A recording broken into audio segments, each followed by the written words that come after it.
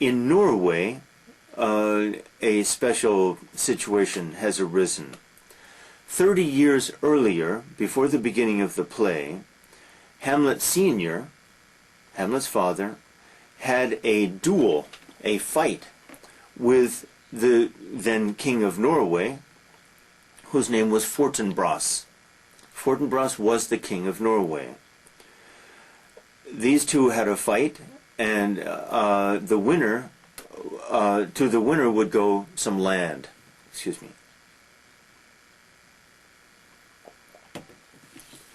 Hamlet Sr. won the fight. Fortinbras, King of Norway, died, dead. Now Fortinbras had a son also, and his name is Fortinbras also. So we refer to Fortinbras Jr., Hamlet Jr., Fortinbras Sr., dead 30 years ago, Hamlet Sr., dead 2 months ago. Okay. Meanwhile, the King of Norway is called Norway. That's a little confusing. He was the brother of Fortinbras Sr. So Norway is the King of Norway, and now Claudius, Hamlet's uncle, is the King of Denmark. But it's important to know about young Fortinbras because he's a young man, fairly young, whose father has been killed, though many years ago. Hamlet is a young, fairly young man, whose father has been killed too. This will be a theme in the play. Okay, now I think we're ready to begin the play. Act 1, Scene 1. Scene, just after midnight, on the walls of the castle of Elsinore in Denmark. The castle, the royal castle where the king and queen and Hamlet live now. Okay, it's a cold night, and some guards are standing watch. New guards approach, and they take over the task of being the guard, so the old guards disappear. The most important of the new guards, one of them is named Bernardo, but the new guards bring along a friend whose name is Horatio, and everybody perhaps knows about Horatio. Horatio is or will be a friend of Hamlet. Okay, so the new guards take over and start talking. The new guards say, "Why are we standing guard at night? We're at peace. We're not at war. And the country seems to be preparing for war. What's going on? Who can answer this question?" That is, we're building ships, we're building cannons. What's going on, we say. Horatio then answers the question. Horatio says, "I can answer this question.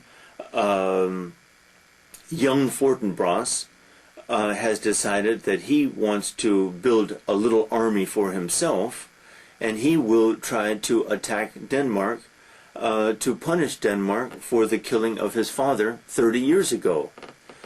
Claudius, our king, King of Denmark, Hamlet's uncle, is preparing for this, as a good king should." Very strange.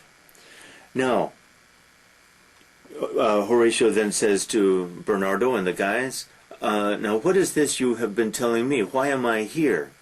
And Bernardo explains that for 2 nights in the past, the ghost of Hamlet Sr.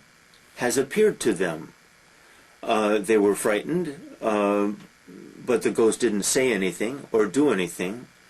So they, Bernardo and the others, have invited Horatio to join them so that Horatio might be able to speak to the ghost, because Horatio has some education.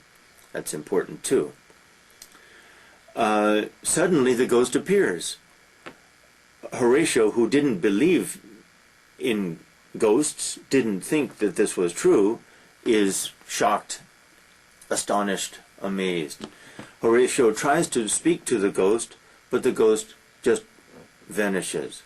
In fact, they all try to hit the ghost with their weapons, but that's hitting air, and the ghost vanishes. Horatio is very shocked and decides that they should tell Hamlet Jr. about this appearance of the ghost of Hamlet Senior. End of the scene. Scene 2. In Scene 2 we meet the main characters. We're in the royal court. Claudius the king, the Queen Gertrude, young Hamlet are there. First, the king, like a good king, sends messengers to Norway to tell Norway, the king of Norway now, to tell Norway to stop Fortinbras from making an army, stop making trouble, or Denmark will punish him. The ambassadors, as they're called, go. Then Claudius turns his attention to Hamlet. And Claudius and Gertrude, father, stepfather, and mother, ask Hamlet, why is he always gloomy, always wearing black, always depressed?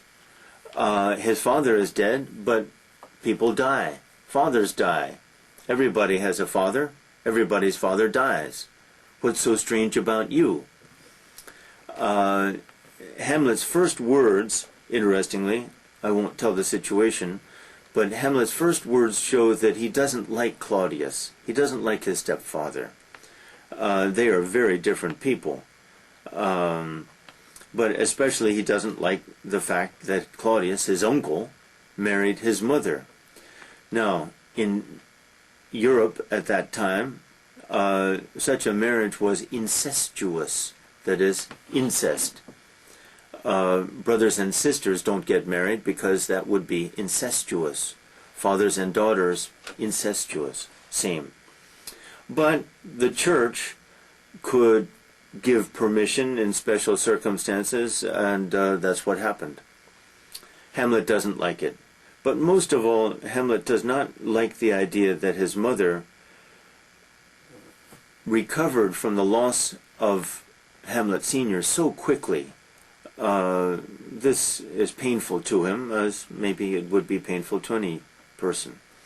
By the way, later in the play, in fact in Act 5, we learn that Hamlet is 30 years old. Hamlet is no boy. It's true that often he seems to be kind of boyish, but 30 years old, and that comes out in Act 5. Okay, so Claudius and Gertrude say to Hamlet, please don't go back to your university, because Hamlet is a university student, 30 years old. Possible. That's a lot of years of study. Even I wasn't still a student at 30. Anyway, and Hamlet says, okay, I'll stay here. Well, this makes everybody happy, or seems to. And Claudius says, hooray, well, we will drink tonight and shoot the cannons to celebrate the fact that the prince, Hamlet, is staying with us. A lot of drinking going on in this play, and this gets us to near the heart of the play. The play is about, to some degree, is about decadence, a decadent society. That is, a society in which the moral values are falling. To some extent it's about that.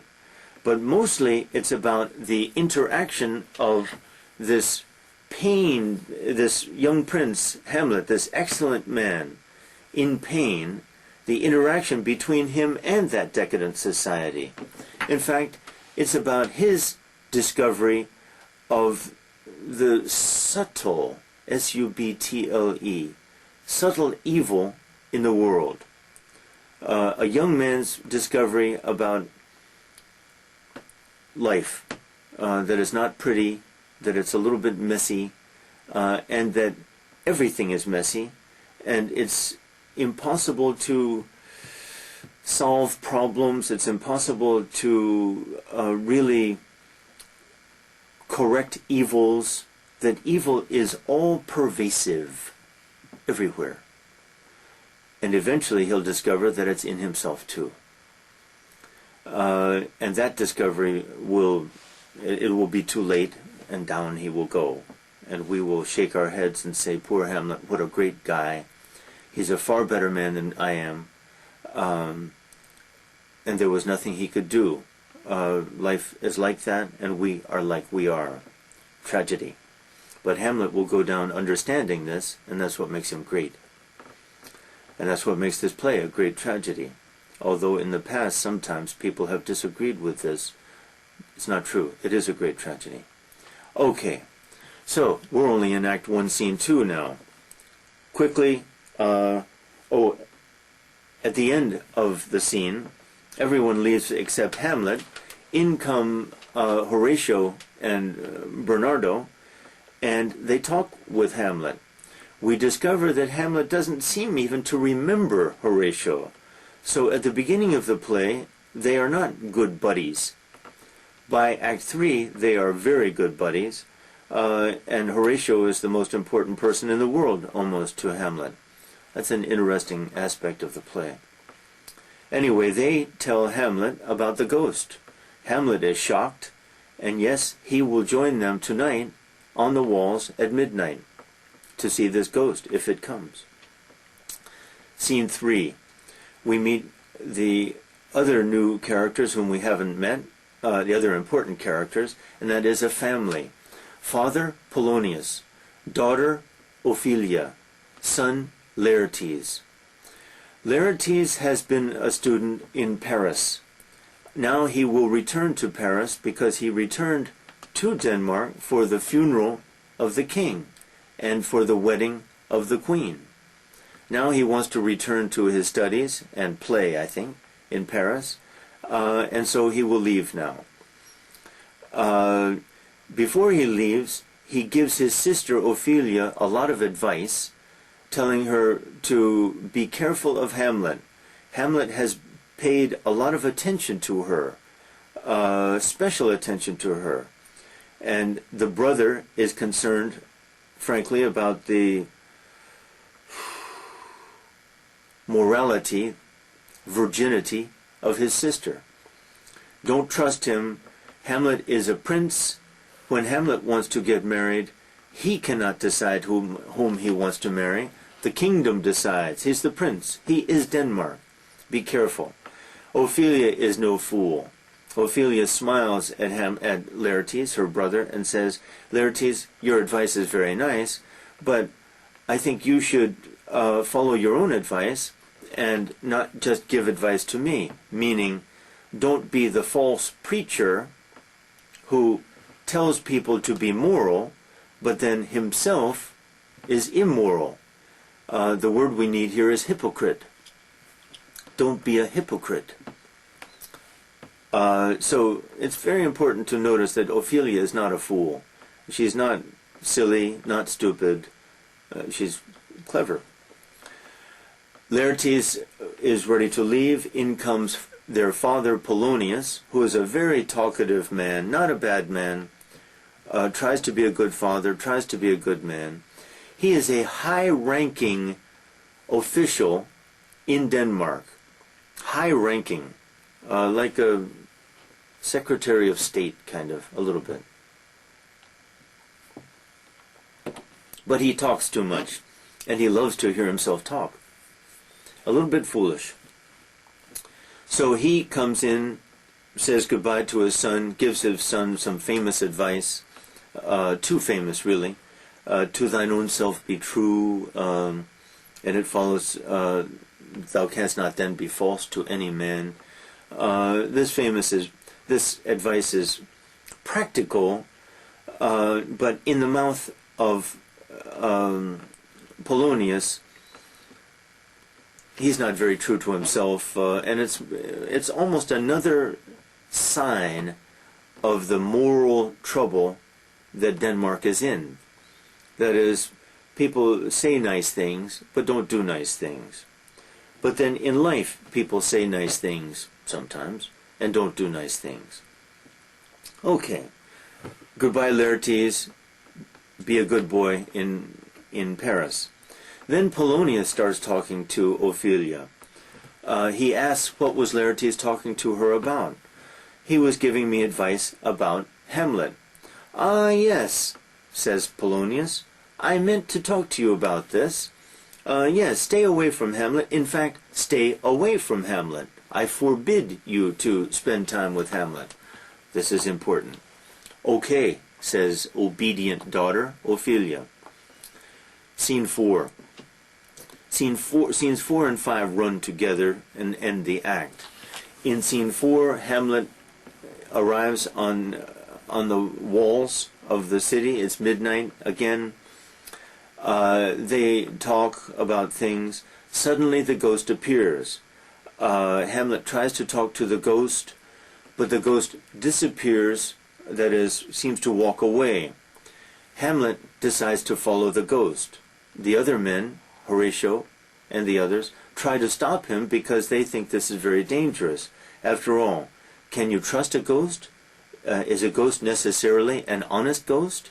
Necessarily? No. Hamlet is the prince.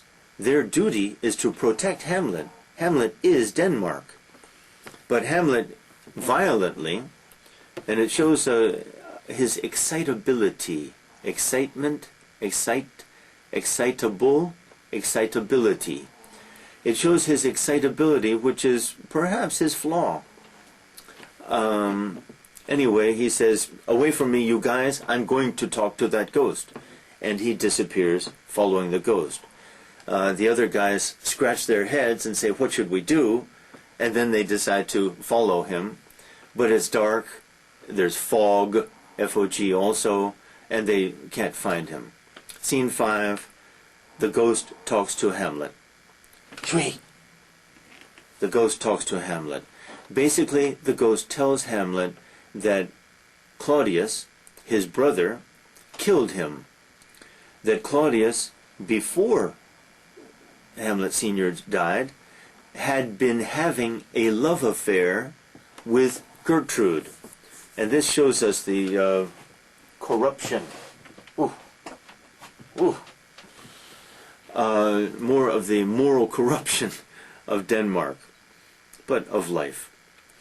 Hamlet is shocked about this, and Hamlet promises to take revenge, to get revenge against his uncle for the death of his father. The other guys catch up to him. The other guys catch up to Hamlet, and Hamlet makes them promise not to say anything. In this scene, I think the one important thing is that Hamlet is so excited, he's silly almost. He's almost hysterical. It shows this emotional side of Hamlet, which often he can't control, a boyishness about him, boyishness, that may be at the bottom of his problems. He's too excitable, and when he's excited, he makes bad decisions. Okay. The end of Act 1. Act 2, in Act 2, Scene 1, interestingly, Polonius sends a spy to spy on Laertes, his own son, in Paris, to find out whether the boy is being a good boy. Drinking too much, spending time with bad people, running after women too much, and so forth. This is the beginning of the spy theme, and in Acts 2, 3, and 4, it seems that everyone spies on everyone. More of this moral decadence and corruption in Denmark. Fathers spying on sons. Not very nice. Then Ophelia enters, and she's very upset. What happened? Hamlet came to see her, and Hamlet seems to be crazy. He didn't say anything, he just stared at her, stare, S-T-A-R-E, and sighed, S-I-G-H, sighed so much, and Ophelia is very upset. Polonius decides that this is his fault, that Hamlet is crazy because he, Polonius, told Ophelia that she couldn't see Hamlet anymore, and Hamlet is crazy for this reason. So Polonius will go and tell the king and queen about this idea, because Hamlet has been crazy lately, and everyone wonders why, and maybe now they understand why. Good news, at least. It's good news to understand why the prince is crazy, out of his mind. insane. Then Polonius tells the king and queen, the messengers, by the way, those ambassadors arrived from Norway with good news, namely Norway. The king talked with Fortinbras Jr. and said, "Bad boy, don't do anything bad toward Denmark." Fortinbras said, "Sorry, uncle." And Norway was so happy that he gave a big present to Fortinbras. And by the way, Fortinbras has decided to attack not Denmark, but Poland. And Fortinbras wants permission to bring his army through Denmark on his way to Poland. Claudius says, "I'll think about it." Good king, maybe. Good king, bad man. Possible. So then Polonius tells the king and queen, "I think I know why Hamlet has been crazy recently is because of Ophelia. Maybe. Let's spy on him. Let's try to spy on them, in fact." So I'm going to combine things here. Basically, Hamlet and Ophelia have a conversation. The king and Polonius spy on them, and Hamlet shows a great bitterness, anger toward women, especially toward women's sexuality. He says some terrible things about women, says some terrible things to Ophelia. Then they leave. The king decides that he doesn't think Hamlet is crazy. He thinks something is bothering him, and the queen thinks, yes, the real reason is our quick marriage, my quick remarriage. And both of them are sad about this, and feel guilty about it, frankly. Okay. Then, a couple of new characters, Rosencrantz and Guildenstern, enter. They were friends of Hamlet in his youth, schoolmates. The king and queen ask them to really spy on Hamlet, or try to find out what is bothering Hamlet. Spy, spy, spy. They talk to Hamlet. Hamlet understands right away why they are there. It makes him a little bit angry. He makes fun of them, really. He taunts them. New word, T-A-U-N-T. He taunts them. While they are talking, though, enter the actors in a acting company, the players, as they're called. They are traveling around Denmark now. Hamlet knows them well. He knows them personally. Hamlet is a student of drama, and he loves acting, and he loves play-going, and it gives us a chance to see his intelligence, his wit. A big question is, does Hamlet always agree with Shakespeare? And the answer is no. That is, Shakespeare makes Hamlet say some things about drama which Shakespeare does not agree with. But Hamlet also says some very intelligent things about drama too. Okay. Hamlet has an idea. Hamlet talks with the player, the leader of the players. First of all, while he's with all the players, he recites from memory part of a speech. It doesn't matter what the speech is about, but then the player recites the rest of the speech. And when the player recites the rest of the speech, he becomes very emotional. He cries, tears cover his face. He's an actor. And then then they stop that scene. That scene, by the way, is about a young man whose father was murdered, and the young man gets revenge. Another one. We have Hamlet, lost his father, must get revenge, but hasn't yet. We have Fortinbras, lost his father, wants to get revenge. a man of action. And now this guy, his name is Pyrrhus, long story, but Pyrrhus, young man, lost his father, man of action. This is a theme in the play. But Hamlet doesn't take action. And so we think maybe Hamlet thinks too much. Hamlet talks to the player alone and asks him to put on a play that evening in the castle in front of the king.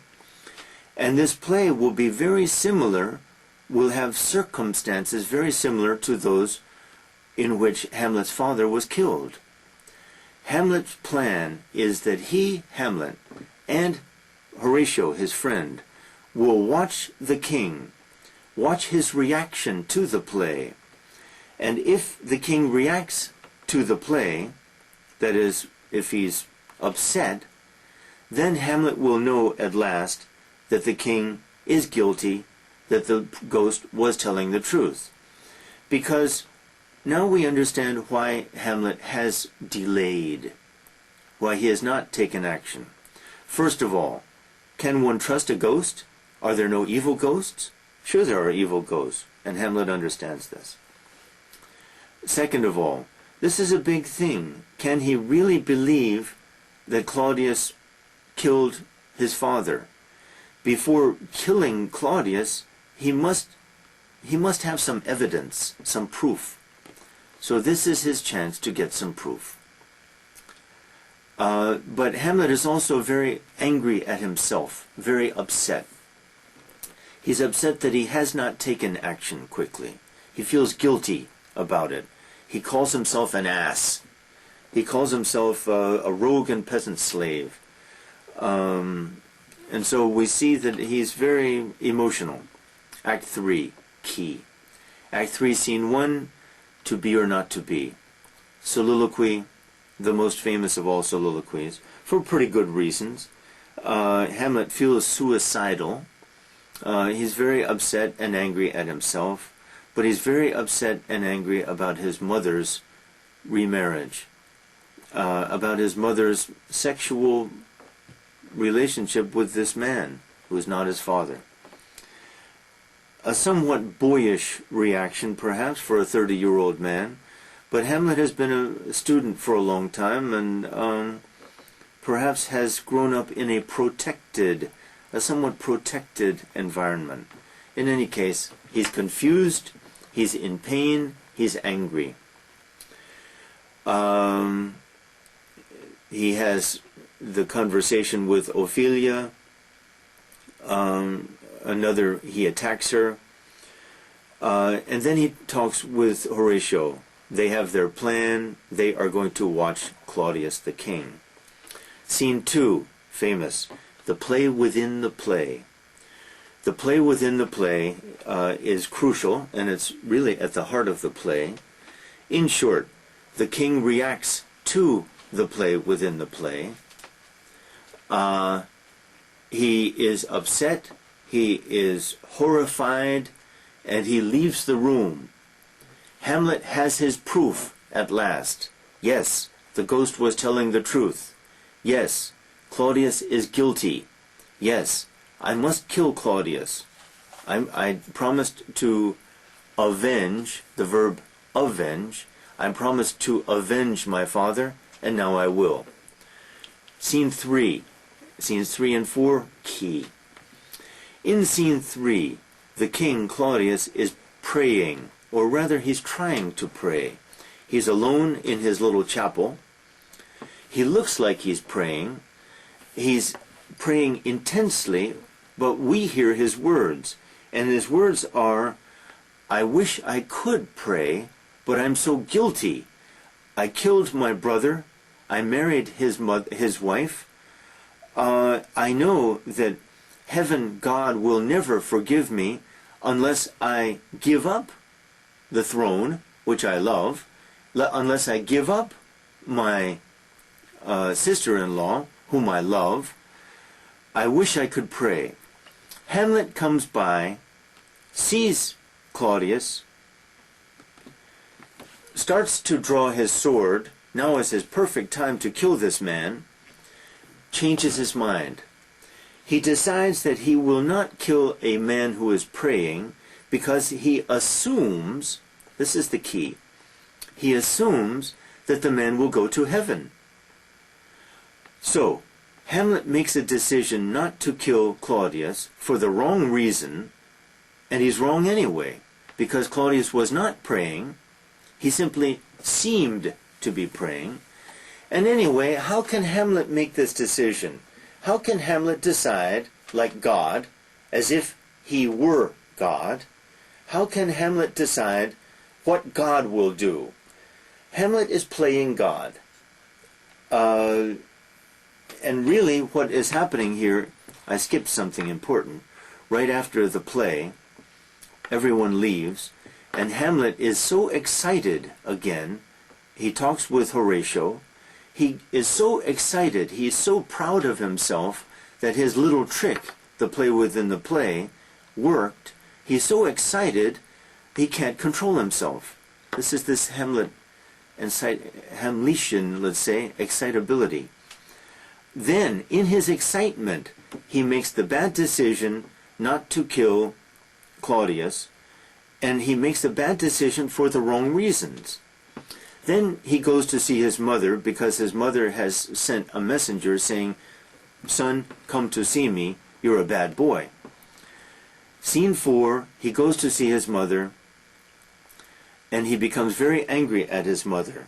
Now, before Hamlet arrives in his mother's room, Polonius is there, and Polonius hides behind the curtain, spy again, to listen to Hamlet. Now, Hamlet becomes very angry at his mother. His mother screams because she's afraid that Hamlet will kill her. Hamlet seems crazy. Polonius calls out, "What? Help! Help! The queen!" Hamlet, thinking really perhaps it's the king, stupidly, pulls his sword now, stabs through the curtain, kills Polonius. Another bad decision for the wrong reason.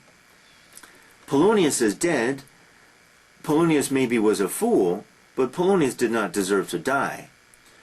Hamlet has now made bad decisions for bad reasons, and really has perhaps become worse than the people in this corrupt society are.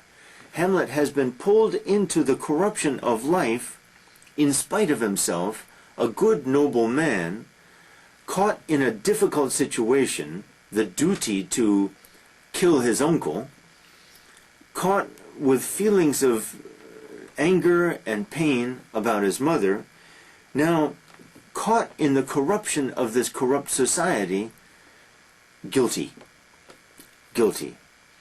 And in my opinion, one of the worst things about him is, now, he does not feel very guilty about killing Polonius. In fact, he drags the dead body of this old man away and almost makes jokes. That shows how corrupt he has become.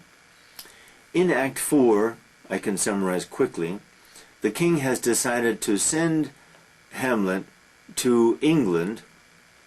England owes Denmark some money, and maybe the change of air will do Hamlet good, because he seems to be so crazy.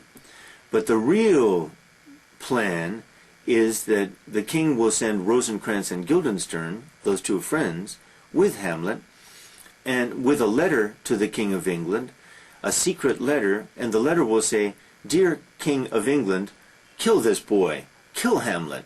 Whoa! Well, meanwhile, in Act 4, young Fortinbras arrives from Norway, passing through Denmark, on his way to Poland, you remember? Claudius gave him permission to do this. Fortinbras, man of action. Hamlet still has not taken action, and Hamlet feels so guilty that young Fortinbras is taking action, and that Hamlet, never does anything. And when he does something, he does it wrong.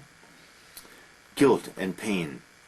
Okay, summarizing what happens in Act 4, which we do not see, Hamlet goes on board the ship with Rosencrantz and Guildenstern to England. During the night on the ship, Hamlet feels restless, can't sleep, goes into Rosencrantz and Guildenstern's room, goes into a chest that they have, finds the letter that Claudius sent to England, goes back to his room on the ship, opens the letter and reads, the king's order to the King of England to kill Hamlet. Writes a new letter, has his father's royal seal, seals the letter. In the new letter says, "Dear King of England, kill Rosencrantz and Guildenstern." Clever. The next day, though, pirates attack Hamlet's boat. Hamlet, now a man of action, jumps off the boat. The boat sails away. The pirates kidnap Hamlet, but they're nice pirates. For money, they will return Hamlet to Denmark. Act 5. In Act 5, first of all, Horatio learns all about this. Skip something. Sorry. At the end of Act 4, Ophelia is crazy. Apparently, she has good reasons to be insane now. Her father is dead. Hamlet she really loves, but he is crazy, and he killed her father. She dies almost a suicide. It is a suicide because she doesn't try to save herself. She drowns. Act 5. Hamlet returns from his strange voyage, his strange trip. He arrives with Horatio at a cemetery just when Ophelia is going to have her funeral. The priest doesn't like this at all. Oh, skipped something, sorry. First, Hamlet arrives at the cemetery before the funeral. Hamlet has his famous conversation with the grave diggers, who are clowns, really. But in the famous scene, Hamlet holds a skull and says to the gravediggers, who was this? And the gravediggers say, this was Yorick, the king's fool, the court jester fool. And Hamlet realizes he's holding the head of a man whom he really loved when he was a boy. It turns out Yorick died 23 years earlier, so Hamlet was 7 years old. Yorick was like an uncle, maybe, to Hamlet. They used to play together always, and this makes Hamlet think about death. And he delivers his famous, "Alas, poor Yorick, I knew him well, Horatio. He was a man of infinite wit and jest," and so forth. This makes Hamlet think about death a lot, and Hamlet does think about death a lot. And we see that Hamlet is a great intellect, a real thinking man. He looks great in this scene. But then the funeral arrives, at the cemetery, remember. Hamlet and Horatio hide, spying, again, until Hamlet realizes this is Ophelia whom they are burying. The priest doesn't like this at all, by the way, because the church is not supposed to bury suicide. Suicide is a mortal sin in the Catholic religion. These were Catholics, of course. The action, by the way, takes place in the 10th century or 11th century in Denmark. All legend, not history at all. And Hamlet jumps out from behind this cover, has a kind of fight with Laertes, because Laertes, the brother, has returned to Denmark, has the stupidest scene in the play, or at least the most disappointing. Hamlet, the excitable Hamlet, shouting that he loved Ophelia more than any brother Laertes could possibly do. Laertes, who of course is angry at Hamlet because Hamlet killed his father. Laertes lost his father, Polonius, and Hamlet killed him. So we have another boy, or young man, who has lost his father, who wants revenge. Many of them in the play, but the only one who does not take action is Hamlet. Then this is part of the play.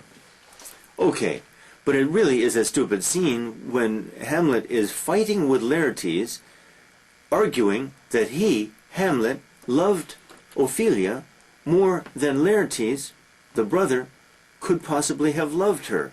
Well, this is stupid. More of the excitable Hamlet showing bad judgment. Okay, Act 5, the final act. Sorry, but Hamlet is so important to your education. I think this is okay. I hope this is okay. Act 5, very famous. In Act 5, we see a new Hamlet, and it's the Hamlet whom we can love and respect. The Hamlet of Act 5 is a great man, and it is sad to watch him go, but his death now is inevitable. Inevitable, a word you must understand. Can't be avoided. He's guilty of killing Polonius. He is caught in the swamp of corruption. He's part of it too. His death is inevitable. But he's going to kill Claudius. He's going to kill the king, as he must, because Claudius killed his father and corrupted his mother.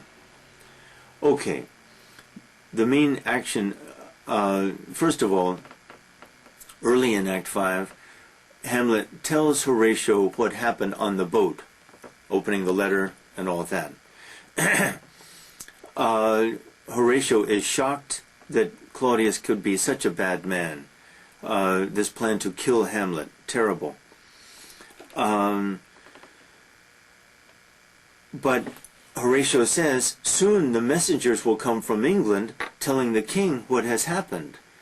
The king will learn that Rosencrantz and Guildenstern are dead and that Hamlet knows everything. Hamlet realizes this. Hamlet understands this. Hamlet realizes that his time is short, 2 or 3 days maybe. During this time, he knows he must kill Claudius, but he knows that he will die too. Here is the tragic hero. And he has the tragic hero's acceptance of his own death with eyes open. This is heroic, especially considering who Hamlet is, this excitable young man, extremely intelligent, too thoughtful perhaps, but anyone who says that that is his flaw is wrong. Too thoughtful? No. He's not too thoughtful. He's in an impossible position. So, again, the man on the street tends to think that Hamlet's flaw is he thinks too much. Since I have some time here, I'm going to tell you. Beware. That idea that Hamlet is too intellectual betrays. That's what the man on the street wants to think about intellectuals.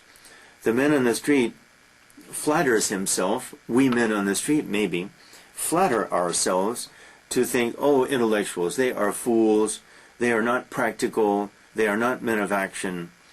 But of course the man on the street doesn't think enough, or we don't think enough.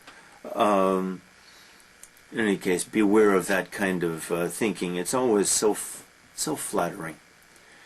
Anyway, so Hamlet, a new Hamlet we have here, calm, thoughtful, dignified, accepts his situation, accepts his guilt, and is walking with open eyes to his death.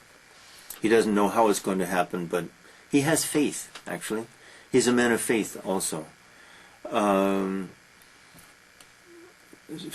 Special providence in the fall of a sparrow. It's wonderful, actually. Hamlet in Act 5 is the best of the heroes, really. Okay. Then, meanwhile, Laertes has been causing problems. He is angry about the death of his father, of course, and he blames Claudius, the king, for not controlling that crazy Hamlet. And he's got a point. And many other men who are not happy with Danish society have joined with Laertes, and there's almost going to be a revolution. But the king talks to Laertes. He convinces Laertes that it's not his fault what happened, that he doesn't like Hamlet either, and they will join together in a plot to kill Hamlet. Laertes likes this idea, so Laertes is guilty now too, because the plot is ugly. The idea is this. Claudius will bet a wager, Hamlet, on a sword fencing. You know fencing from the gold medals that Korea won in the Olympics, in a fencing match. Hamlet versus Laertes. Laertes is a famous swordsman. Hamlet is a much more famous swordsman. Hamlet is a great swordsman. So remember this, we're seeing a Hamlet who's a man of action here. We saw it on the boat when he fought the pirates. We saw it stupidly against Laertes. And now we learn that Hamlet is a soldier, a man of action, a great swordsman. He's not just a bookish intellectual. The bet is they will have 12 matches. The king bets that Hamlet will win at least 9 of them. Well, that's amazing. Laertes is a very good swordsman. But the king bets that Hamlet will win at least 9 of those 12 matches. If Hamlet wins 9, the king wins a prize. If Laertes wins 4, that is more than 3, 4, then Laertes wins a big prize. Okay, but Laertes and the king have a plan. One of the swords will be blunt, that is, like this, won't hurt anybody, but one of them will not be blunt, will be sharp, deadly. And they have a second plan. They are going to put poison on that sharp sword. Of course, Laertes will get the sharp sword. Hamlet won't notice anything. He's a trusting, noble young man. Laertes will have the sharp sword with the poison on the tip. A third plan, the king will put poison in a cup of wine and will offer Hamlet a cup of wine during the match. Hamlet will be very warm, want to drink. So Hamlet is dead. One way or another they will kill Hamlet. During the match, Hamlet is winning, but Laertes becomes very angry and stabs Hamlet when Hamlet isn't even looking. Hamlet becomes angry, they wrestle. Hamlet gets the poisoned sharp sword, stabs Laertes. Laertes is dead, and he knows it. But before he dies, he tells Hamlet everything. He tells Hamlet about the poisoned cup. By the way, Hamlet didn't drink, but Gertrude, the queen, drank. Very sad. I think really she felt that the cup was poisoned.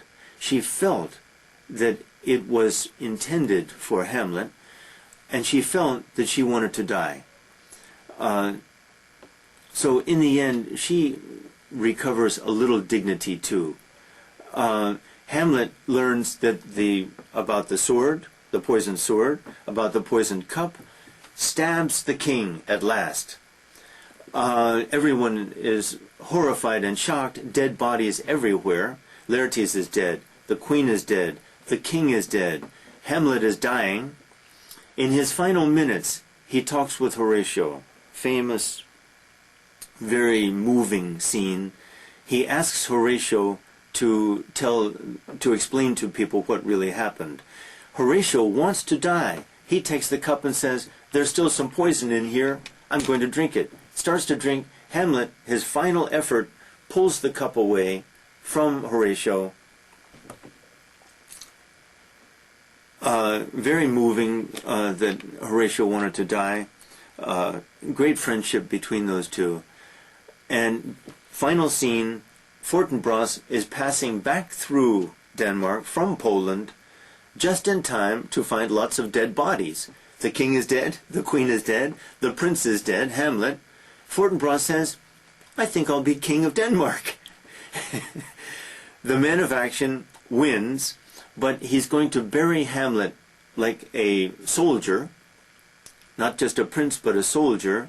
So Hamlet, the man of action, the soldier, the intellectual, the tragic hero is dead, of course. Fortinbras has the final words, because in a Shakespearean drama, in a tragedy, the highest ranking person has the final words always. That's Fortinbras. The curtain goes down. Great play. Okay.